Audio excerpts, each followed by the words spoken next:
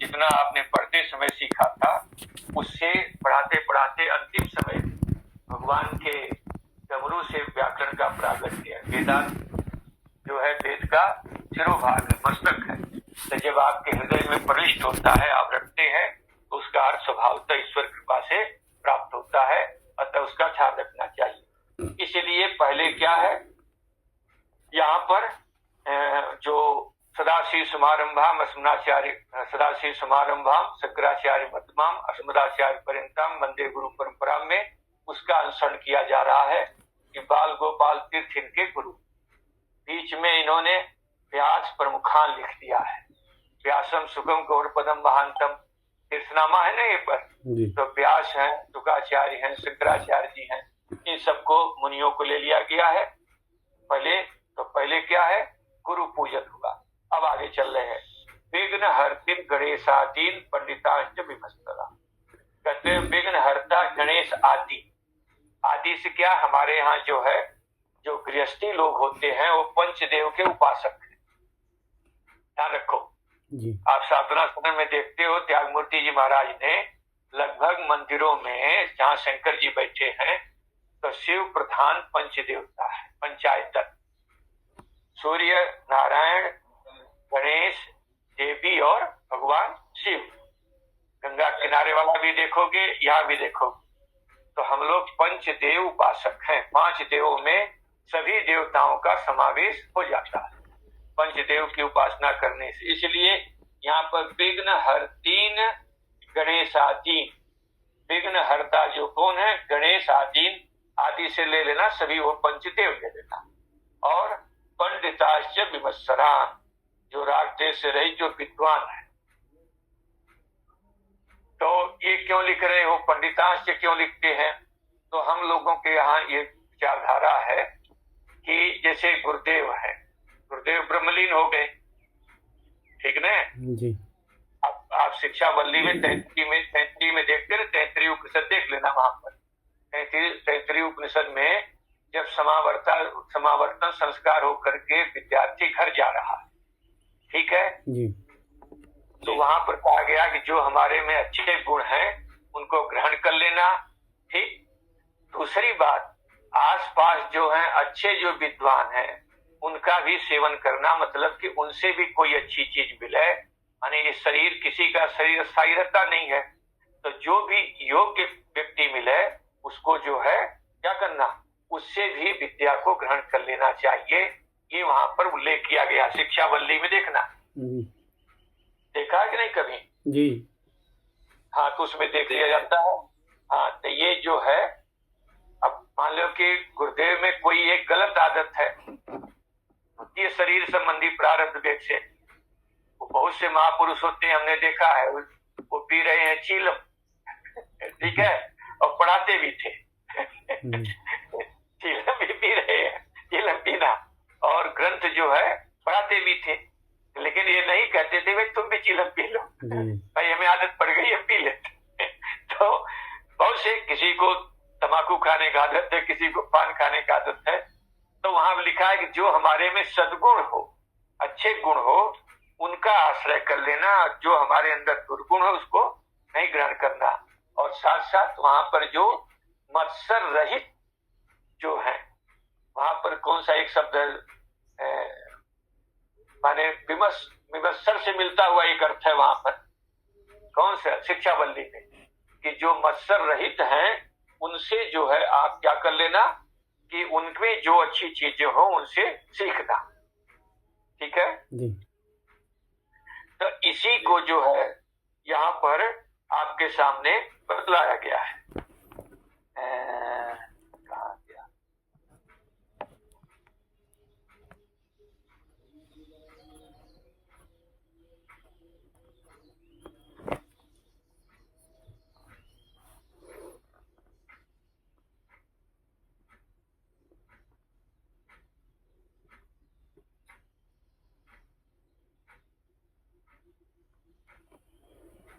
ये है आपके 11वें अनुवाक में लिखा है, आचार्य देवो भव, अतिथि देवो भव, यानी अनुवत्यानि कर्माणि, लिखा है यानी अनवद्यानि कर्माणि तानि सेवितव्यानि नो इतराणि। जो हमारे अंदर अनिंदनीय कर्म हो, श्रेष्ठ कर्म हो, उसको तुम क्या करना, सेवन करना। और जो इससे इतर माने जो गलत कर्म है, हमारे शरीर के जो प्रारब्धानुसार कोई गलत संस्कार दिखाई दे रहा है, उसको सेवन नहीं करना। ठीक है, ये वहां पर है। और साथ उसके अगले मंत्र में लिखा है, यानी अस्माकं सुचरितानि तानि त्वया उपास्यानि ये केच अस्मात् श्रेयांसो ब्राह्मणा तेन त्वया असनेन प्रसूयितव्यम्। वहां पर जो श्रेयांश ब्राह्मण लिखा है उसी को यहाँ पर उल्लेख कर रहे हैं। शेष आप वहां पर उपनिषद पे देखते रहना। तो यहाँ पर क्या कहा गया कि विमत्सरान, जो विमत्सर ब्राह्मण श्रेष्ठ ब्राह्मण है, उनका भी सेवन, उनको भी नमस्कार करता हूँ। आगे, पितरम मातरम नत्वा स्वीय निर्बंध यंत्रितम करोमि सुखबोधाय परिभाषा अर्थदीपिका। स्वीय निर्बंध, अपने द्वारा, निर्बंध माने स्वतंत्र रूप से, किसी बंधन से रहित।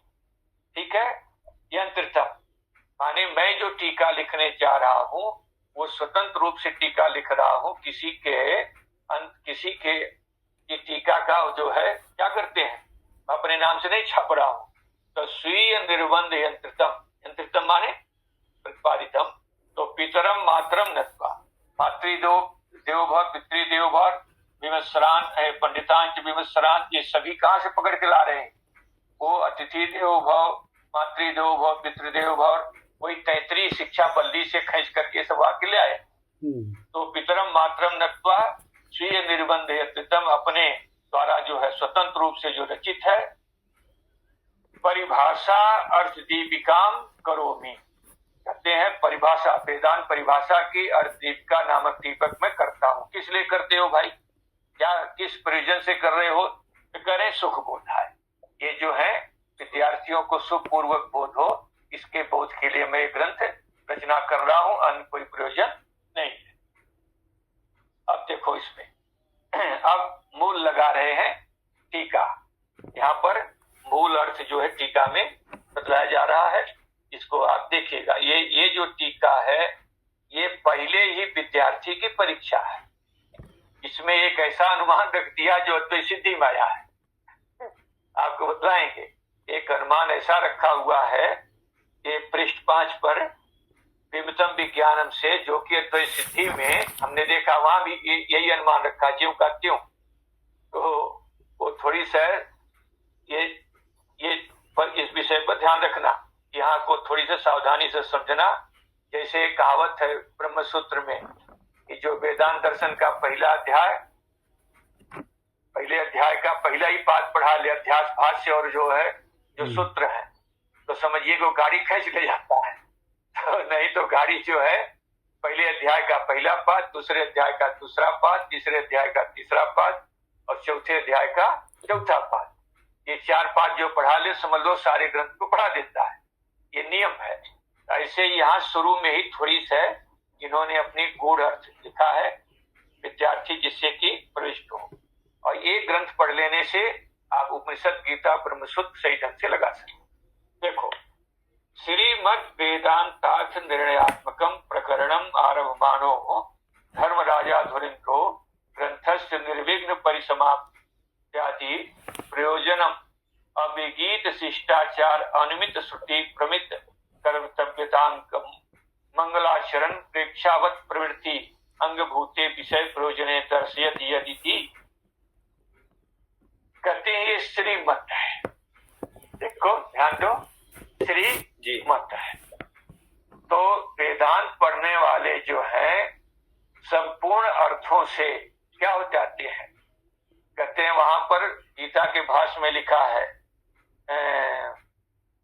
क्या है, तदर्थे ज्ञाते सकल पुरुषार्थ सिद्धि अतः तद विवरणम यत्नम क्रियते मया।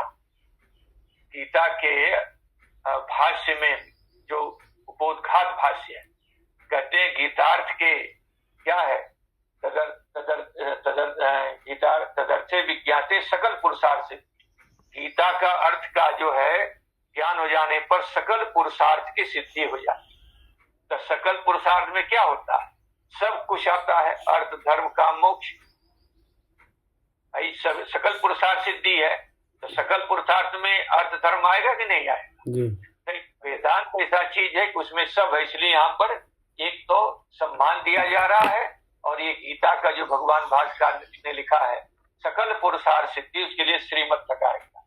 श्रीमत वेदांतार्थ कैसा है, वेदांत का अर्थ कैसा, सम्मान भी अर्थ, वेदांत के अर्थ का निर्णयात्मकम, तो निर्णय होता है, ठीक है, ये सब सडलिंग आदि सब कुछ बतलाया जाएगा।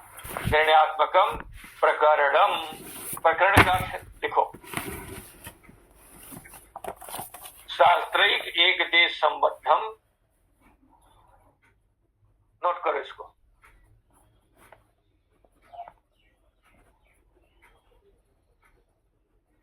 जी स्वामी जी। शास्त्रिक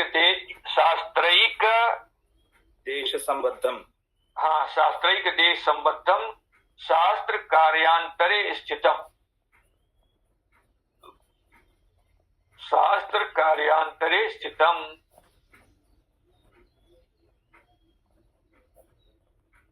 जी। आहु प्रकरणम नाम ग्रंथ भेदम विपश्चिता, ये प्रकरण का अर्थ है। कहीं कोई प्रकरण ग्रंथ पंचदशी आदि पढ़ा रहे हो या वेदांत सार आदि, तो विद्यार्थियों को बतलाना चाहिए प्रकरण ग्रंथ का क्या अर्थ होता है, ठीक है। ग्रंथ भेद, फिर तो सुन लो, शास्त्रिक देश संबद्धम, शास्त्र एक देश संबद्धम, शास्त्र कार्यांतरे स्थितम, ठीक है। आहु प्रकरणम नाम ग्रंथ भेदम विपश्चिता,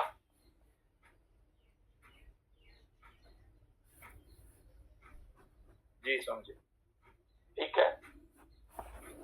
ये है, ये सब जैसे आप लघु सिद्धांत कौमुदी पढ़ाते हो या सिद्धांत कौमुदी पढ़ाते हो, वेदांत परिभाषा पढ़ा रहे हो, या कोई भी विचार सागर है, वेदांत सार है, ये सब प्रकरण ग्रंथ है। तो कोई पूछ लेगा प्रकरण क्या शब्द होता है, प्रकरण क्या है, यहाँ पर शास्त्र एक देश संबद्धम, माने ये कैसा है, शास्त्र के किसी एक देश से संबद्ध। देखो, एक होता है प्रकरण ग्रंथ, एक होता है आकर ग्रंथ, दो ग्रंथ माने जाते हैं। महापुरुष कहते हैं कि एक प्रकरण ग्रंथ होता है, ये आकर कहते हैं खान, ठीक है ना। तो खान में से तेल निकलता है, जब जो तेल निकालते हो ना पेट्रोल आदि, तो जब उसमें से तेल निकलता है, सबसे अच्छा तेल क्या होता है, तेल होता है। उसी में से खराब क्या होता है, मिट्टी का तेल होता है, ठीक। उसी में से बताते हैं, उसी में से जो मोम बनती है, ठीक ना, तो वो मिला हुआ होता है। तो आकर ग्रंथ जो है उपनिषद आदि हैं, इसमें सब मिले हुए हैं। कर्मकांड का भी उल्लेख हो जाता है, कहीं कहीं उपासना का भी उल्लेख हो जाता है, और शेष ज्ञान कांड का भी उल्लेख हो जाता है। यहाँ पर एक देश, यहाँ पर एक देश क्या बतलाएंगे, केवल वेदांत, उपासना का निरूपण नहीं आएगा, ठीक, कर्मकांड का निरूपण नहीं आएगा, केवल क्या आएगा, वेदांत का निरूपण आएगा। ये लिख रहे हैं कि शास्त्र एक देश संबद्धम, जो ग्रंथ किसी वेदांत शास्त्र के एक बात के संबंध होता है, ठीक है। और क्या करता है कि शास्त्र कार्यांतरे स्थितम, और शास्त्र का ही जो कार्य है अंशतः करता है। प्रस्तुत ग्रंथ जैसे वेदांत शास्त्र का एक देश कैसा है, जीव ब्रह्म ऐक्य है, उसी जीव ब्रह्म ऐक्य को ही एक ग्रंथ क्या है बतलाएगा, घूम फिर करके। कहीं भी इधर उधर भागेगा और भाग करके कहाँ आएगा, वही जीव जो ब्रह्म का, जो वेदांत का तात्पर्य है, जीव ब्रह्म का ऐक्य, उसी को ही ये बतलाएगा। तो शास्त्र का कार्य क्या बतलाना, वेदांत शास्त्र का कार्य क्या करना। अरे पूरे वेदांत पढ़ लो, कोई भी ग्रंथ पढ़ लो आप, उस ग्रंथ में क्या बतलाना है, घूम फिर करके तत्त्वमसि अहम ब्रह्मास्मि। भाई वेदांत तो मोटा ग्रंथ है ना पूरा, ठीक है, लेकिन घूम फिर करके वेदांत का जो कार्य है, वेदांत का कार्य क्या है, वेदांत का कार्य है जीव ब्रह्म का ऐक्य बतलाना। तो पंक्ति लगाओ कि शास्त्र कार्य, शास्त्र का कार्यांतर कौन, शास्त्र में तो और भी कार्य हैं, शास्त्र के कार्य हैं प्रमाण आदि बतलाना, उसके माध्यम से कार्यांतर क्या हो जाएगा, जैसे जीव ब्रह्म का ऐक्य बतलाना। भाई घूम फिर करके चाहे नाक सामने से पकड़ो चाहे नाक पीछे से घुमाएगा पकड़ो, तो घूम फिर करके कहाँ हमें जाना होता है। जैसे आप वेदांत ब्रह्म सूत्र में पढ़ते समय हमने आपको बतलाया होगा, सहकार्यांतर विधि, सहकार्यांतर विधि। तो श्रवण की सहायक विधि कौन है, मनन, और कार्यांतर कौन जाएगा, निधिध्यासन। ठीक है, ऐसे ही यहाँ वेदांत का कार्य क्या है, जो भी प्रमाण आदि बतलाएगा, कार्यांतर क्या हो जाएगा उन प्रमाणों के द्वारा, जीव ब्रह्म का ऐक्य। लगी पंक्ति जी। तो शास्त्र के एक देश से संबंध है और शास्त्र का कार्य जो है करते हुए कार्यांतर में जो है स्थिर हो जाता है, जो जीव ब्रह्म के ऐक्य को बतलाता है। ऐसे ग्रंथ को, ऐसे ग्रंथ विशेष को, भेदम माने विशेषम, यहाँ भेदम करके विशेष को, ऐसे ग्रंथ विशेष को विपश्चित लोग क्या कहते हैं, विद्वान लोग क्या कहते हैं, प्रकरणम, उसको प्रकरण कहते हैं। अब आ जाओ किसी और जगह घटा लो, संज्ञा प्रकरण है, संधि प्रकरण है, वहां पर क्या होता है, वो शास्त्र कैसा है, पद शास्त्र है। शास्त्र कैसा है, पद शास्त्र है। तो वहां पर जो है लक्ष्य क्या है, पद साधुत्व बतलाना है। उसमें लक्ष्य आपके सामने पद साधुत्व है कि भाई पद जो है सही सही ढंग से बने। तो संज्ञा प्रकरण है, तो वहां शास्त्र ले लेना वेदांत, उसका कार्य क्या है, संज्ञा। संज्ञा बतलाते हुए कार्यांतर क्या हो जाएगा, पद साधुत्व। भाई राम पहले संज्ञा सिद्ध हो जाएगी, तब राम का जो जा करके संज्ञा हो गई, उसके बाद उसके रूप आदि को बतलाया जाएगा। ठीक है, तो जो पद साधुत्व है, पद साधुत्व को बतलाना है, तो शास्त्र ले लेना, वहां पर व्याकरण, उसका कार्य क्या हो जाएगा, संज्ञा आदि अमांतर कार्य लेते हैं, और उसका फलितार्थ क्या हो जाएगा, क्या, पद साधुत्व। अपदम न प्रेम जीत, ऐसा नियम है। तो पद साधुत्व जो को बतलाने के लिए ही संज्ञा, संधि, अजंत, जो षडलिंग, वादिगण सब किसके लिए है, जो फलितार्थ है, पद साधुत्व बतलाने के लिए उसका कार्य किया है। ठीक हुआ जी। चलो आगे देखो। तो यहाँ प्रकरणम की परिभाषा यहाँ पे रखना, यहाँ पे संज्ञा प्रकरण लिया है, ऐसे यहाँ पे एक देश क्या लेंगे सर, एक देश प्रमाण आदि खुद चलेगा, प्रत्यक्ष है, अनुमान है, उपमान है, सारी गाड़ी यहीं से दौड़ेगी जी। उसके माध्यम से मुख्य कार्य क्या है इनका, जीव ब्रह्म का है। तो पहले से कार्य ले लेना अवान्तर और कार्यांतर ले लेना मुख्य कार्य, पंक्ति लग जाएगी। यहाँ पर अवान्तर कार्य जो है, जो यहाँ पर क्या है आपके, ये जो चलेगा प्रत्यक्ष से लेकर के 8 भिन्न भिन्न विषय, लेकिन मुख्य कार्यांतर क्या है, जीव ब्रह्म का ऐक्य, उसको बतलाने के लिए जो स्थिर होता है उसे कहते हैं प्रकरण। चलो आगे परिभाषा लिखे रहना, नहीं फिर भूल जाओगे जी। तो श्रीमद् वेदांत निर्णयात्मकम प्रकरणम आरभमाण, आरंभ करने वाले कौन है, धर्मराजा ध्वरीन्द्र। ग्रंथ लगाते समय प्रथमा हमेशा जो समान विभक्ति को अभेदन अन्वय करके लगाते हैं। एक बुद्धि में अपनी क्षमता रखो कि जहां समान विभक्ति आ जाए उसमें एक विभक्ति को विशेष बना और शेष को उसका विशेषण दो। जहां समान विभक्ति आवे वहां पर एक विभक्ति को आप जो विशेष बनाइए और शेष उसको विशेषण को दीजिए। ये विद्यार्थी को स्वयं सोचना पड़ता है। आज हम पढ़ा रहे हैं, कल नहीं पढ़ाएंगे। तो ये जो नियमावली आपको बतलाई जा रही है, उस नियमावली से ग्रंथ को लगाओगे, कोई भी ग्रंथ लगाओ तो वो नियमावली से आपका ग्रंथ लग जाता है। एक योग्यता अपने अंदर हासिल करो कि कहीं पर भी आ गया, जैसे कोई व्यक्ति क्या है, लाल वस्त्र वाला है, काली टोपी वाला है, काली टोपी है, लाल वस्त्र है, सभी है, लेकिन ये विशेषण दिए जा रहे हैं। अब हमें इनमें किसी को विशेष नहीं बना सकते हैं, तो हमें ढूंढना पड़ता है कोई नाम वाला व्यक्ति जो संज्ञा होगा, यज्ञदत्त, रामदत्त, वही लाल वस्त्र वाला हो सकता है, काली टोपी वाला हो सकता है, दंड वाला हो सकता है। तो ये अपनी तरफ से ढूंढा जाता है कि ये जो विशेष गुण जो है किसी गुणी के विशेषण होंगे। ठीक है, तो जहां पर भी समान विभक्ति आवे उसमें अपनी शक्ति से एक विशेष बनाओ, शेष को विशेषण बना लो। यहाँ जाओ आरभमाण धर्मराजा धुरिंद्रा। कहते हैं जो आरभमाण कौन है? धर्मराजा जो धुरिंद्र। नाम ग्रंथकार का क्या है? धर्मराजा धुरिंद्र। ग्रंथस्य निर्विघ्न परिसमाप्त्यादि। ग्रंथ के निर्विघ्न परिसमाप्ति के बाद में आदि लिखा है। आदि से, तो आदि से आप जो है वहां पर जो प्रचार प्रसार और क्या है मंगलादीनी मंगलादीनी मंगलांतानी, वो महाभाष्य में एक श्लोक आया है। महाभाष्य का एक श्लोक है कि मंगल के आदि में, मंगल के मध्य, मंगलाचरण आदि में, मध्य में और अंत में करना चाहिए। इससे क्या होता है? आयुष्मत पुरुषाणी भवन्ति। जो पढ़ने वाले होते हैं दीर्घायु होते हैं, उनकी यश बढ़ता है, वृद्धि बढ़ती इत्यादि जो श्लोक है मैं देख के आपको बता दूंगा। ठीक है, ये महाभाष्यकार पतंजलि ने वृद्धिरादय जो पहला सूत्र है उसके मंगलाचरण में लिखा है। तो इसमें आदि पद से वो सब ले लेना कि जो हमारे ग्रंथ की समाप्ति हमारा प्रयोजन नहीं है। ग्रंथकार कह रहे हैं कि बल्कि ग्रंथ की समाप्ति भी हो और हाँ मैं पढ़ा रहा हूँ। क्या पढ़े हैं? जी कौन सा बस स्टैंड है अलीगढ़ में, वो वहाँ पर जहाँ से बस लगेगी? मैं थोड़ी देर बाद में करता हूँ, मैं इसमें वेदांत पढ़ा रहा हूँ।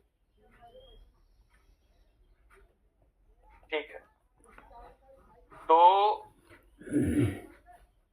आदि पद से सब ले लेना।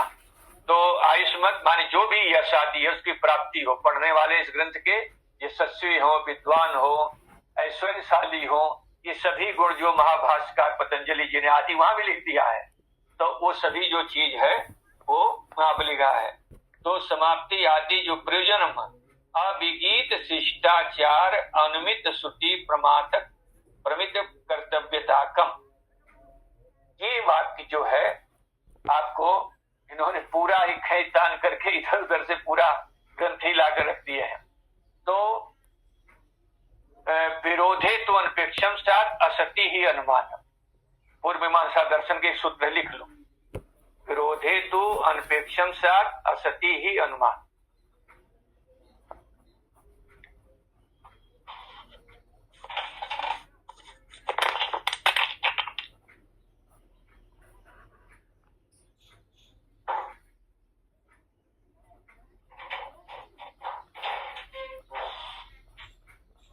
क्या बोला था स्वामी जी? भोमा जी, विरोध हेतु अनपेक्षम स्यात् हाँ अस्ति विरोधे तो अनपेक्षम स्यात् अस्ति ही अनुमानम, ये वाक्य है।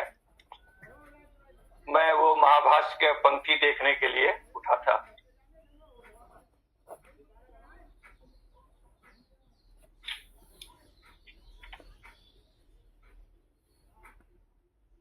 महाभाष्य में,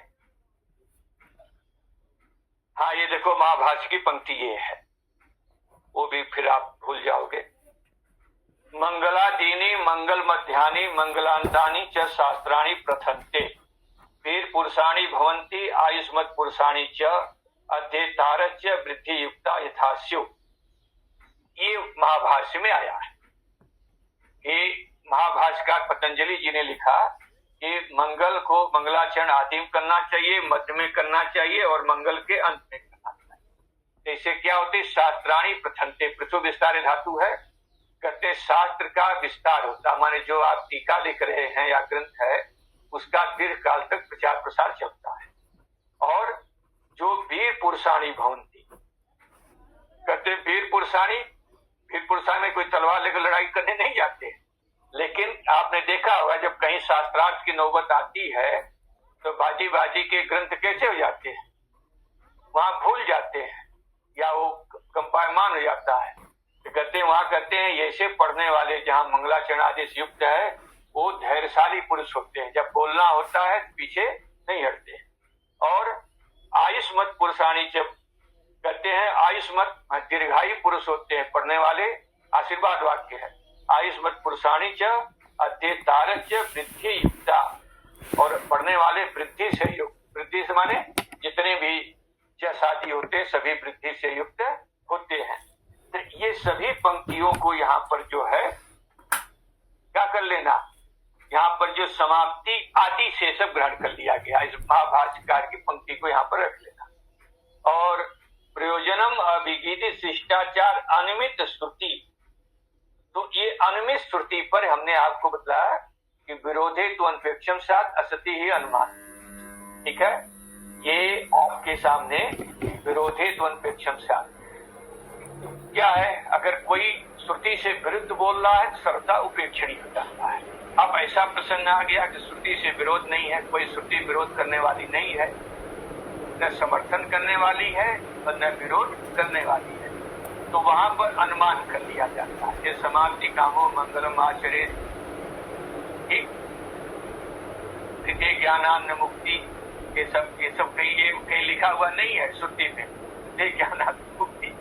तो समाप्ति कामम मंगलम आचरे, समाप्ति क्या, हम जो है मंगला का आचरण करें। कहते हैं ये किसी श्रुति वाक्य से प्रमाणित नहीं है, लेकिन अनुमान कर लेते हैं कि अनुमान कर लेते हैं कि इसके अनुकूल कोई श्रुति थी, लेकिन शाखाओं का लोप होने के कारण से वो श्रुति का क्या हो गया है, लोप हो गया है। तो श्रुति, ये जो अनुमित श्रुति लिखा है, अनुमित श्रुति, तो अनुमित श्रुति का अर्थ करिएगा वही समाप्ति का अनुमान कर लिया गया कि कोई श्रुति थी जिसको आज शाखाओं के लोप होने के कारण से वो श्रुति वाक्य नहीं मिल रहा है। अब कहते अनुमान कैसे किया आपने, अनुमान कैसे किया, तो कहा उसके लिए दिखा कि अभिगीत शिष्टाचार। अभिगीत जो है यहाँ पर देखो, अभिगीत लिखा ने, विगीत माने निंदित, अभिगीत माने अनिंदित, माने दोष शून्य। शिष्टाचार जो महापुरुषों के, कि महापुरुषों ने क्या है, मंगलाचरण किया है, उनकी कर्तव्यता को देख करके क्या करना चाहिए, उसे अनुमान कर लिया कि कोई इसका पोषक कोई श्रुति थी। तो दोनों पंक्ति, तो महापुरुषों के अनिंदित कार्य को देखकर, माने प्रशंसनीय जो कार्य है, कौन, समाप्ति काम मंगलम आचरित इत्यादि को कथन से अनुमान कर लिया कि ऐसी कोई श्रुति थी जो श्रुति का आज भले न दिखाई दे रही हो, उस श्रुति के द्वारा प्रमित कर्तव्यता कम, उस श्रुति से उत्पन्न जो प्रमा है, उस श्रुति से क्या उत्पन्न हुई, प्रमा हुई, उस प्रमा क्या हुई कि मंगलाचरण करना चाहिए। तो कर्तव्यता वाले कौन हो गए, कर्तव्यता कम, कर्तव्यता करने वाले कौन है, धर्मराजा धुरिंद्र। मंगलम आचरण, मंगलाचरण का आचरण करते हुए प्रेक्षावत प्रवृत्ति अंगभूते, कहते हैं प्रेक्षावत, प्रेक्षावत यहाँ पर लिखा हुआ है, जो बुद्धिमान लोग होते हैं वो कब प्रवृत्त होते हैं, प्रवृत्ति का अंगभूत उनका क्या है कि आप जो कुछ बोल रहे हैं वो कैसा, उसका विषय क्या है, प्रयोजन क्या है। ये नहीं कि आप कुछ के कुछ बोलते जा रहे हैं, उसके विषय प्रयोजनम दर्शयत, उसका विषय दिखा रहे हैं और उसका प्रयोजन दिखा रहे हैं। यद विद्या विलासी, ठीक है, देखो उसमें मूल श्लोक में, यद विद्या विलासी ने भूत भौतिक श्रीदया, ठीक, यहाँ पर क्या हुआ कि अज्ञान जो है, यहाँ पर जो वेदांत का विषय है, जो वेदांत का प्रयोजन है, वेदांत का विषय क्या है, जीव ब्रह्म का ऐक्य, और प्रयोजन क्या है, अज्ञान की निवृत्ति और परमानंद की प्राप्ति, यही है, मोक्ष है। तो उसको वहां पर पहले श्लोक से दिखाए गए हैं। अब इस पर शंका उठाई जा रही है। शंका क्या उठा रहे हैं कि आपने कहा कि अभिगीत शिष्टाचार अनुमित श्रुति प्रमित कर्तव्यता कम मंगलाचरण आचरण, ठीक, तो परीक्षावत कहते हैं आपने ये जो विद्वानों के जो आपने कहा कि विद्वानों की जो प्रवृत्ति है, उस प्रवृत्ति के अनुसार हमने अनुमान किया। विद्वानों की प्रवृत्ति क्या देखी हमने, मंगलाचरण करने की प्रवृत्ति देखी। तो आपकी अनुमति की व्याप्ति क्या बनेगी, जो जो विद्वान की प्रवृत्ति है वो सब कैसी है, वो अनुमित श्रुति प्रमादक कर्तव्यता हो जाएगी। माने विद्वानों का जो जो आचरण है वो हमारे लिए कर्तव्य रूप से मान्य, यही आप कहना चाह रहे हैं। तो कहते हैं विद्वानों के द्वारा जो जो आचरण होगा, अगर ऐसा करोगे तो विद्वान थूकता भी है, घूमता भी है, विद्वान जो जो करेगा वो हम करेंगे, ये शंका उठाई जा रही है। आपने कहा विद्वानों का जो आचरण होता है वही आचरण को हमने कर्तव्यता उसको कर्तव्यता का हेतु माना है, वो हमारे लिए कर्तव्य है। तो उस पर शंका उठा रहे, नन शिष्टाचार किम आचारत्वात् वेद मूलतां कल्पयति। कहते जो शिष्ट पुरुषों का आचरण है, कहते उसके आचरण को देख करके जो आचरण होगा उसको वेद मूलक माना जाए, और उस वेद मूलक मान करके उसको हमें आचरण करना पड़ेगा, ऐसा कहना चाह रहे हो। उत धर्मत्वा, अथवा जो विद्वानों का जो आचरण धर्म पूर्ण है उसको जो है हम क्या है उसके द्वारा हम कल्पना करेंगे, उसका अनुसंधान करें। तो बात यहाँ पर समझो कि विद्वान, पहली पंक्ति में कहा गया विद्वान जैसा जैसा आचरण करेगा वो सब हमारे लिए कर्तव्य होगा, आप ऐसा कहना चाह रहे हो। अथवा विद्वान जिस धर्म का धर्म पूर्वक आचरण जो करता है उसका आप अनुष्ठान करना चाह रहे हो, वो कर्तव्य माना जाएगा। तो कहते हैं कि नाद्या, विद्वान के सभी आचरण को वेद में वेद मूलता की कल्पना आप नहीं कर सकते हो। क्यों? ये निष्ठे बना दे रपी, ये निष्ठे बना दे अपी, ये जो लिखा है ये क्या लिखना, ये थूकना खांसना, वाचस्पतिम कोश में देख लेना, वहाँ लिखा है कि निष्ठे बनादी माने खांसना और थूकना माने जो कफ आदि श्लेष्मा निकलता है, इसको निष्ठे बनादी कोश में लिखा हुआ है। ठीक है, कोश हमेशा विद्यार्थी की एक अपने, आजकल मोबाइल की सुविधा है, उसमें एक विद्यार्थी को जरूर रखना चाहिए। जब कभी कोई शब्द नहीं मिला है उसमें देखा जा सकता है। आजकल बड़ी सुविधा है, इतने धातुओं के रूप हैं, माने पूरी लघु प्रस्थांतरी आपके मोबाइल में रहेगी। धातुओं के जो रूप हैं वो सब है, पानी अष्टाध्यायी पूरी ऊपर है। नहीं आएगा तो हम अलग से आपको बतला देंगे, वो जो है हमारे मोबाइल में सब लोड है, या आपके जो स्वामी जी मंडलेश्वर जी हैं, स्वामी दिव्यानंद जी महाराज, उनके भी सब लोड है, वहां से भी आप जो है हमारे यहाँ देखो ये वाचस्पत्यम कोश है, इसमें लोड है। ठीक, ऐसे ही बहुत से चीज है आपके, वाचस्पत्यम कोश है और संस्कृत हिंदी कोश है, आपके पानी अष्टाध्यायी है, धातु रूप माला है, ये सब चीजें हैं। आपको अलग से लोड करना तो हम आपको बतला देंगे, कर लेना, ठीक न जी। जब कहीं देखना देख लिया। चलो, तो तत्कल्पकत्व प्रसंगा, तत् से लेना वेद मूल का, तत् सबसे लिखे जाना, कच्ची पेंसिल से या कलम से वहां पर पदों पर निशान बनाए रखना। तत्कल्पकत्व प्रसंगा, तत् माने वेद मूल तत्व प्रसंगा, तत् लेना वेद मूलक। कहते हैं कि अगर आचरण के बल से वेद मूलता कल्पना करोगे तो उसका थूकना आदि जो आचरण है उसमें भी वेद मूलकत्व की कल्पना करनी पड़ेगी। फिर आपको भी वैसे थूकना आदि करना पड़ेगा। वो तो बीमार थे तब खांस रहे थे, थूक रहे थे, आप स्वस्थ हैं तब भी जानबूझकर आपको खांसना थूकना पड़ेगा, इत्यादि की आपत्ति हास्यास्पद है। ठीक है, न द्वितीय कहो धर्मत्वात्, कहो कहते धर्मत्व सिद्धौ वेद मूलकत्वम, और वेद मूलकत्व धर्मत्वम इति अनोन्याश्रय तदग्रह सापेक्ष ग्रह तत्वम, तदग्रह सापेक्ष ग्रह तत्वम, ये अनोन्याश्रय का दोष होता है, लक्षण है। तदग्रह सापेक्ष ग्रह तत्वम, एक के ग्रह की अपेक्षा करता हो जो, और उसकी अपेक्षा जो पहला करता हो, वह अनोन्याश्रय दोष होता है। तद ग्रह सापेक्ष ग्रह तत्व।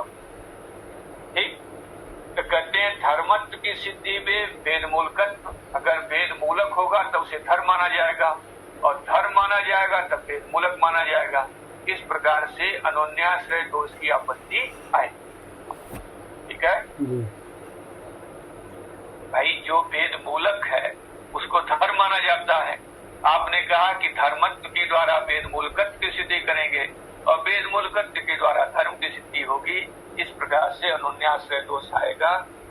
इति चेत न, कहते हैं यहाँ पर सिद्धांति कह रहे चेत शिष्टै धर्म बुद्ध्या अनुष्ठीय मानस्य आचार्यस्य तत्कल्पकत्वा, कहते हैं शिष्ट पुरुष के द्वारा धर्म बुद्धि से, धर्म बुद्धि के द्वारा जो अनुष्ठेयमान आचरण है, हम आचरण के, पूर्व पक्षी ने पहले पक्ष में केवल आचरण पद को लिया था, हमने क्या कर दिया, आचरण का विशेषण दे दिया।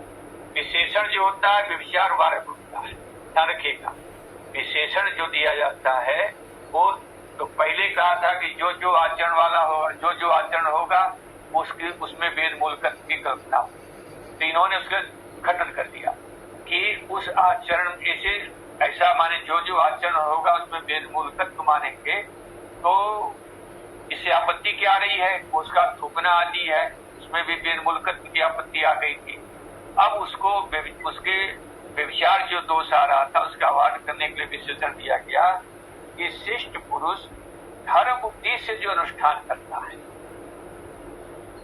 धर्म बुद्धि से युक्त जो आचरण है, ठीक है। अब थूकना खांसना कोई धर्म है, धर्म बुद्धि से वो आचरण नहीं करता है। अरे भाई किसी की बीमारी आ गई तो थूक रहा है, खांस रहा है, वहां पर धर्म बुद्धि से वो खांस रहा है, थूक रहा है, ऐसी बात। तो धर्म बुद्धि पूर्वक जो आचरण है उस आचरण के द्वारा हम क्या करेंगे, वेद मूलकत्व की कल्पना करेंगे। अब थूकना आदि लेकर के आप दोष नहीं दे सकते हैं, अतः वो अर्थ लग जाए। अब प्रसंग आया कि जी शिष्ट पुरुष आप कह रहे हैं, कौन से शिष्ट माना, दुनिया में कोई शिष्ट है ही नहीं। मूल प्रसंग ये आ जाएगा, लोग कहते हैं ना भाई ऐसा व्यक्ति मिलना ही मुश्किल है। न जब शिष्ट असिद्धि, कहते हैं शिष्ट पुरुष का सिद्धि ऐसी बात नहीं कर सकते हो, क्योंकि वैदिकार्थ अनुष्ठात्रीणाम तत्वात्, तत्वात् मतलब शिष्टत्वा।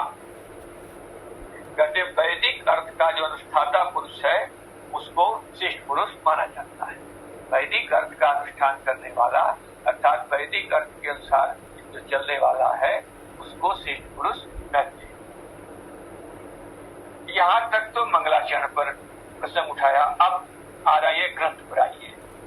तम, वहां लिखा है श्लोक में देखो, तम परम आत्मानम, परमात्मानम लिखा है। तो तम का अर्थ कर रहे हैं, तम माने तम, परम माने परमेश्वरम, तत्पद वाच्य जो परमेश्वर है, नौमी, ठीक है। फिर कहते हैं तम परम, यहाँ पर जो है तम वाच्य अर्थ को आप लिया है, तो इस पर आगे पंक्ति बोल रहे हैं, तम परम परमेश्वरम तत्पद वाच्यम नौमी परम एव लक्ष्य तुम तटस्थ लक्षणम आह। कहते हैं जो नमस्कार किया है उसके ही तटस्थ लक्षण को यहाँ पर कहा गया है, तत्पद वाच्य ले लिया है इन्होंने यहाँ पर। तत्पद वाच्य जो है, जो परमात्मा है, उसको ही दिखाने के लिए यहाँ पर क्या है, ये तटस्थ लक्षण को यहाँ पर कहा गया है। क्या रखिएगा, ये आनंदगिरी टीकाकार और सभी टीकाकारों ने जहाँ पर सृष्टि की उत्पत्ति आदि कही गई है तो वहां पर माया विशिष्ट चेतन को नहीं पकड़ते। ध्यान रखना, कई बार हम बतला चुके वहां पाठ पढ़ाते समय आपको कि माया विशिष्ट चेतन, क्योंकि माया विशिष्ट चेतन को लेंगे तो माया विशिष्ट चेतन की जिज्ञासा हुई, जो अथातो ब्रह्म जिज्ञासा जन्माद्यस्यता, तो जो जिससे जन्म उत्पत्ति स्थिति होती है उसी की जिज्ञासा है। और जन्म उत्पत्ति स्थिति अगर माया विशिष्ट चेतन से मानोगे तो माया विशिष्ट चेतन की जिज्ञासा आपको माननी पड़ेगी, और माया विशिष्ट चेतन की अगर जिज्ञासा करोगे तो मिथ्या है, और मिथ्या से अज्ञान की निवृत्ति नहीं होती। आ रही पंक्ति समझ में? फिर से सुन लो इसको भाई। जन उत्पत्ति स्थिति लय किससे होता है, ये प्रश्न उठाना। तो कहो यदि कहा जाए कि जी माया विशिष्ट चेतन से, तो माया विशिष्ट चेतन से कहोगे तो जिस माया विशिष्ट चेतन से जगत की उत्पत्ति हुई, स्थिति हुई, लय, ये आपने कहा। कहते इसमें दोष क्या आएगा, कहते हैं अथातो ब्रह्म जिज्ञासा में जिस ब्रह्म की जिज्ञासा की गई है उसी ब्रह्म से जगत की उत्पत्ति स्थिति लय कही गई है।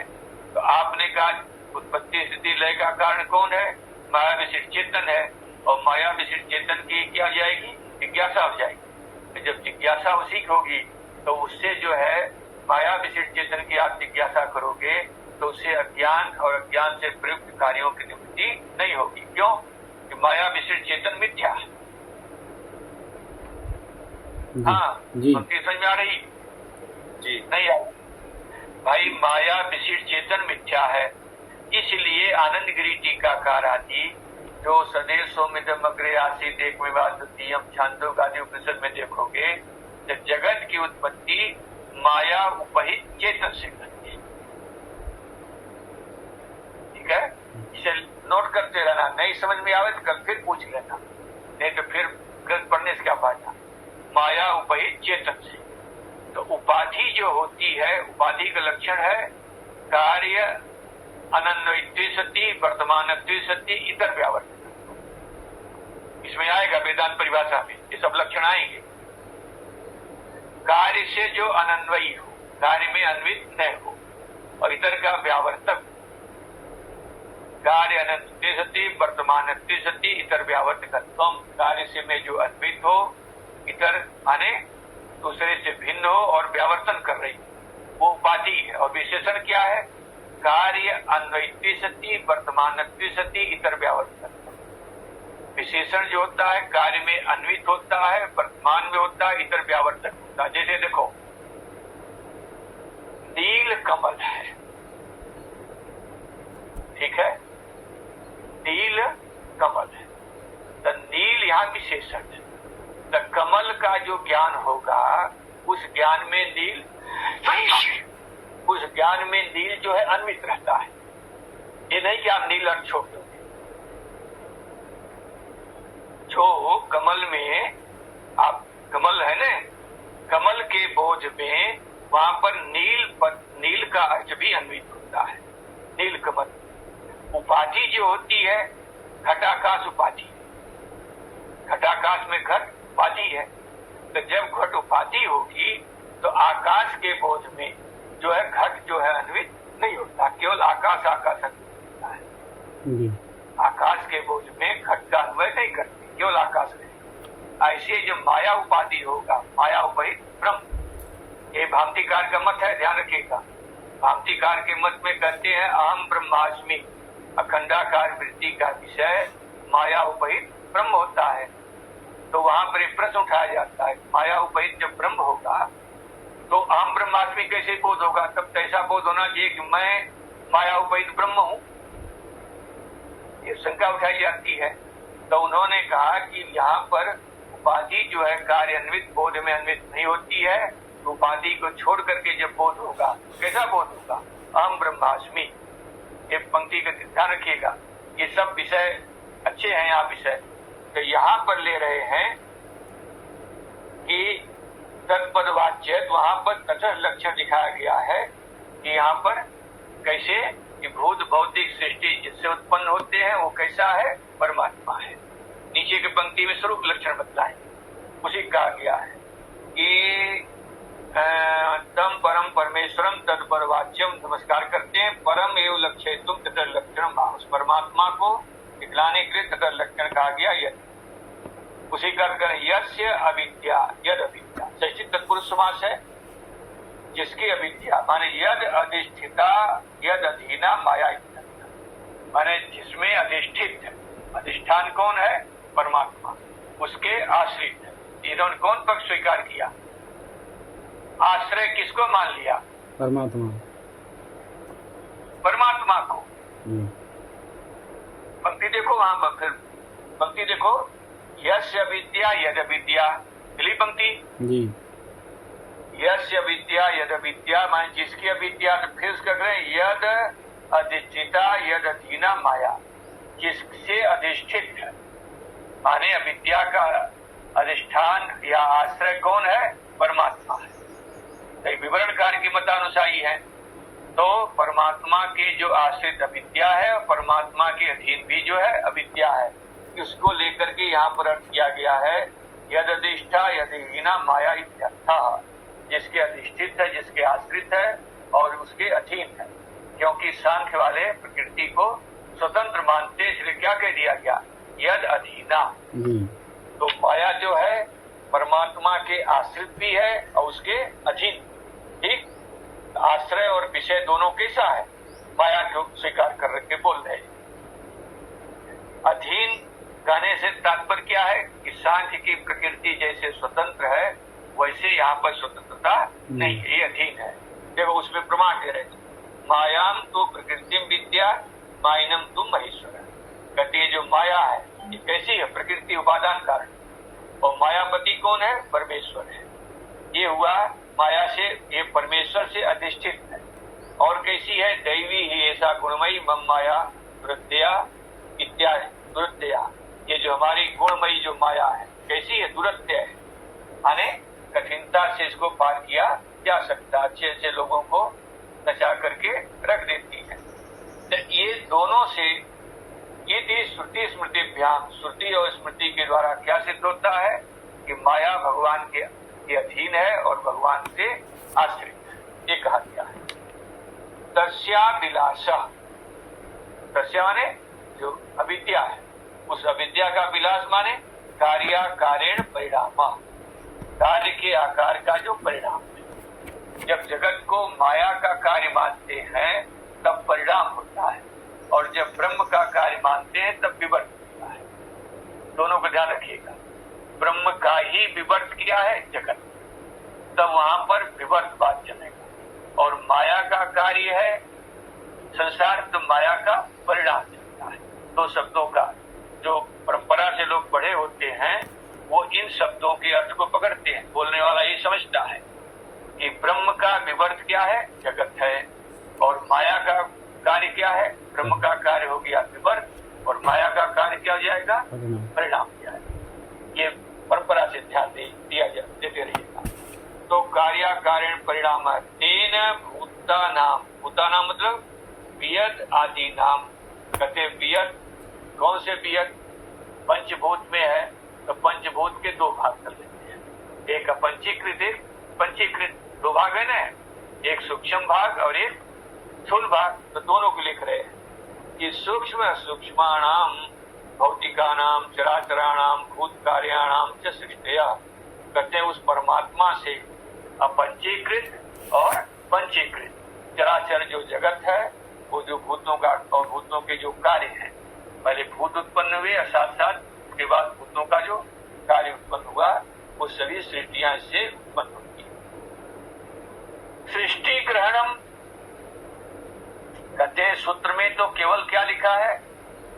सृष्टया, सृष्टि उत्पन्न हुई। सृष्टि उत्पन्न हुई तो कहते हैं सृष्टि हुई, सृजन हुआ। भूत भौतिक सृष्टया, भूत भौतिक की रचना।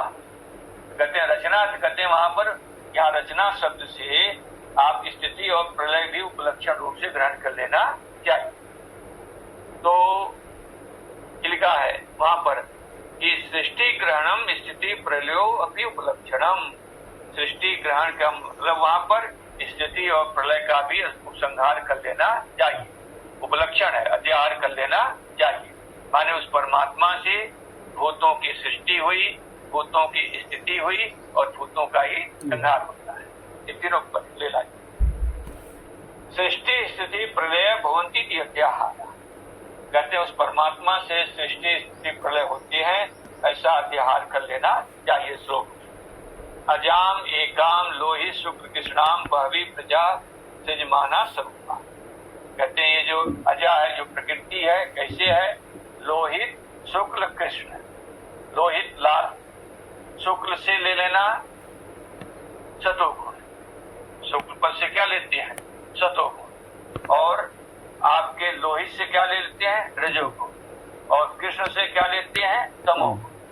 माने सतोगुण, रजोगुण, तमोगुण रूपा जो कौन प्रकृति एक है, उससे कैसे होती? बहवी प्रजा सृजमाना स्वरूपा। उसको जो है अनेक प्रकार की प्रजा जो है उससे समान रूप से उत्पन्न होती है। मया दक्षिण प्रकृति स्वीति चराचर, ये गीता वाक्य है। ये मेरी अध्यक्षता में प्रकृति कौन है? ये चराचर जगत की संपूर्ण प्रकृति जो इसको संपूर्ण जगत को उत्पन्न करती है। एवं तटस्थ लक्षण मुक्ता स्वरूप लक्षणम आ। कहते हैं अब तटस्थ लक्षण कह करके नीचे की पंक्ति से क्या कहा गया है? स्वरूप लक्षण। तन नवमी परमात्मानम सच्चिदानंद विग्रहम। अब स्वरूप लक्षण कह करके जब ब्रह्म का स्वरूप कह दिया गया, तो उस स्वरूप को सच्चिदानंद स्वरूप ब्रह्म से जगत उत्पत्ति होती है, तो शून्यवाद आदि का निराकरण होता है। इसको कर